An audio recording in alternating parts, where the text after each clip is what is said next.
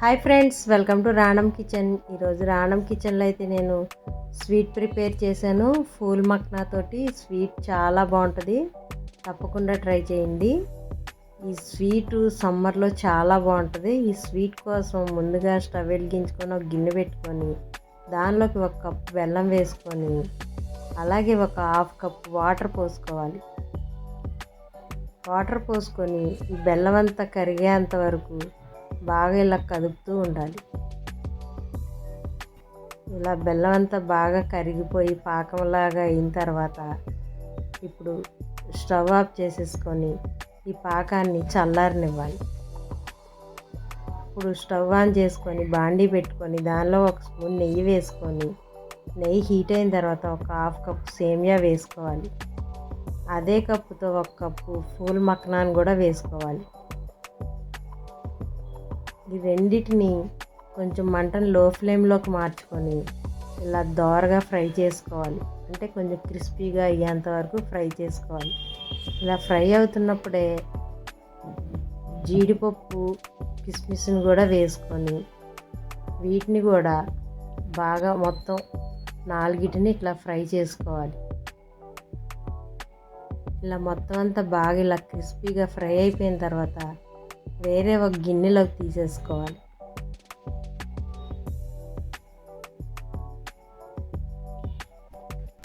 ఇలా మొత్తం అన్నీ తీసేసుకున్నాక ఇప్పుడు అదే బాండీలోకి ఒక 2 కప్పులు పాలు పోసుకోవాలి.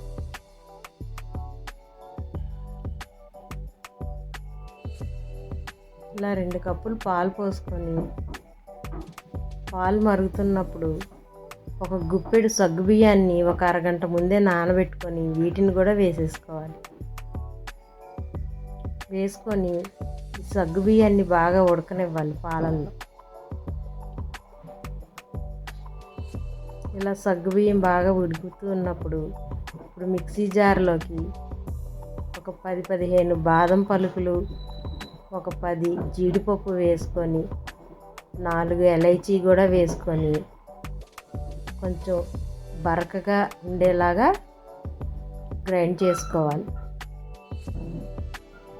ఇలా గ్రైండ్ చేసుకొని పక్కన పెట్టుకోవాలి.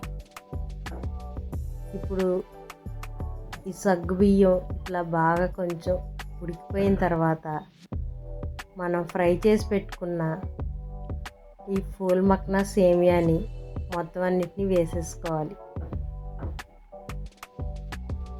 మొత్తం అన్నీ వేసుకొని బాగా ఒక పొంగు రానివ్వాలి. ఇలా బాగా ఉడికిపోయిన తర్వాత మనం గ్రైండ్ చేసి పెట్టుకున్న ఈ పౌడర్ని కూడా వేసేసుకోవాలి. వేసుకొని మంటను లో ఫ్లేమ్లో పెట్టుకొని బాగా కొంచెం ఉడికించుకోవాలి. ఇలా బాగా సేమియా ఫూల్ మక్నా ఇలా బాగా ఉడికిపోయిన తర్వాత స్టవ్ ఆఫ్ చేసుకొని పైన మూత పెట్టుకొని చల్లారనివ్వాలి. ఇలా బాగా చల్లారిపోయిన తర్వాత మూత తీసి మనం మరిగించి పెట్టుకున్న ఈ బెల్లం పాకాన్ని వడగట్టేసుకోవాలి ఈ స్వీట్లోకి.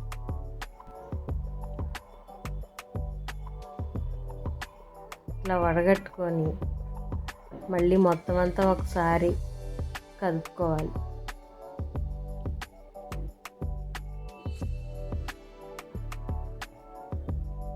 ఇలా మొత్తం అంతా ఇలా బాగా కలుపుకొని ఒక గంట ఈ స్వీట్ని ఫ్రిడ్జ్లో పెట్టుకొని తింటే అసలు చాలా బాగుంటుంది ఈ స్వీటు. తప్పకుండా ట్రై చేయండి. ట్రై చేసి ఎట్లుందో కామెంట్ సెక్షన్లో పెట్టండి. అలాగే కొత్త వాళ్ళు ఎవరైనా నా ఛానల్ చూస్తే రాణం కిచెన్ సబ్స్క్రైబ్ చేసుకోండి. అలాగే వీడియో నచ్చితే తప్పకుండా లైక్ ఇవ్వడం మర్చిపోకండి. Thank you.